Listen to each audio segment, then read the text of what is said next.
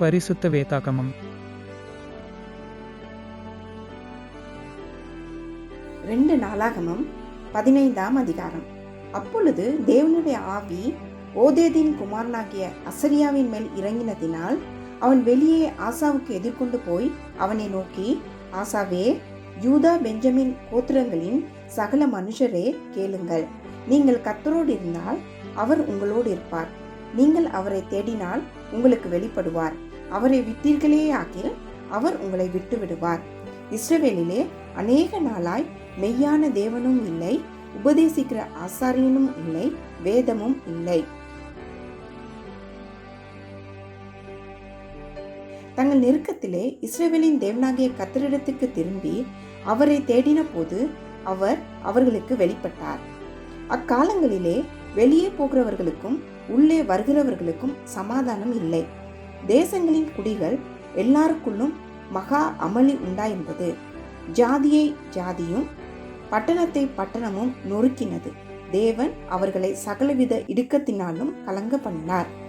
நீங்களோ உங்கள் கைகளை நெகிழ விடாமல் திடன் கொள்ளுங்கள், உங்கள் கிரியைகளுக்கு பலன் உண்டு என்றான்.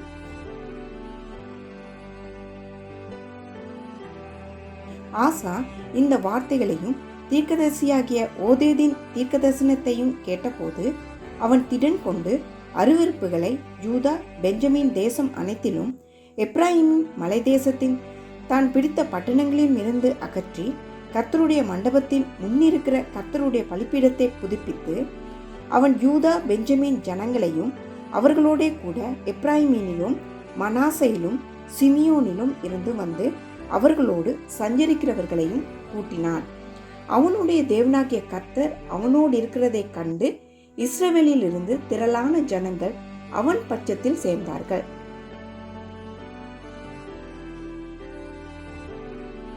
ஆசா அரசாண்ட 15ஆம் வருஷம் 3ஆம் மாதத்திலே அவர்கள் எருசலேமிலே கூடி தாங்கள் கொள்ளையிட்டு ஓட்டிக்கொண்டு வந்தவைகளில் அந்நாளிலே 700 மாடுகளையும் 7000 ஆடுகளையும் கர்த்தருக்கு பலியிட்டு தங்கள் பிதாக்களின் தேவனாகிய கர்த்தரை தங்கள் முழு இருதயத்தோடும் தங்கள் முழு ஆத்மாவோடும் தேடுவோம் என்றும், சிறியோர் பெரியோர் ஸ்திரீ புருஷர் எல்லாரிலும் இஸ்ரவேலின் தேவனாகிய கர்த்தரை தேடாதவன் எவனோ அவன் கொலை செய்யப்பட வேண்டும் என்றும் ஒரு உடன்படிக்கை செய்து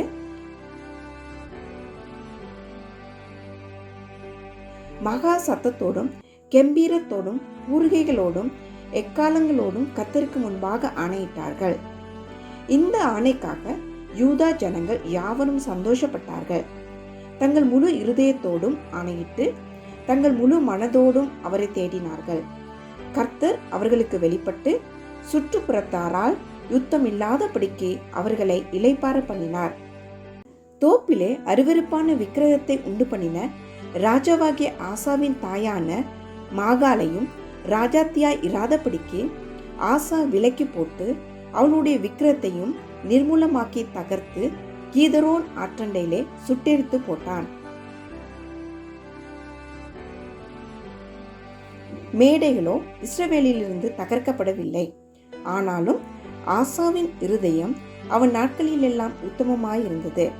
தன் தகப்பனும் தானும் பரிசுத்த பண்ணும்படி நேர்ந்து கொண்ட வெள்ளியையும் பொன்னையும் பனிமுட்டுகளையும் அவன் தேவனுடைய ஆலயத்திலே கொண்டு வந்தான். ஆசா அரசாண்ட 35ஆம் வருஷம் மட்டும் யுத்தம் இல்லாதிருந்தது.